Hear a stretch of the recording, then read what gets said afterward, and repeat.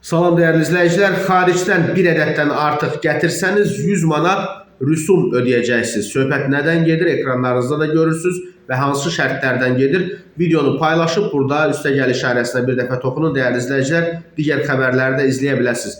Mobil telefonlar aksiz dərəcəsində cəlb olunacaq. Fiziki şəxslərin şəxsi istifadəsi üçün ölkəyə gətirilən bir ədəddən artıq mobil cihazın qeydiyyatı üçün 100 manat dövlət rüsumu alınacaq. Bu, Prezident İlham Əliyevin təsdiqlədiyi vergi məcəlləsi və dövlət rüsumu haqqında dəyişiklikdə öz əksini tapıb. Vergi məcəlləsinə edilən dəyişikliyə görə ölkəyə idxal edilən mobil cihazların hər bir ədədi üçün 20 manat aksiz vergisi tətbiq olunacaq. Fiziki şəxsin şəxsi istifadəsi üçün təqvim ili ərzində gətirilən bir ədəd mobil cihaz aksizdən azad olunacaq. Yəni ikincisi üçün artıq 100 manat dövlət rüsumu ödənilməlidir.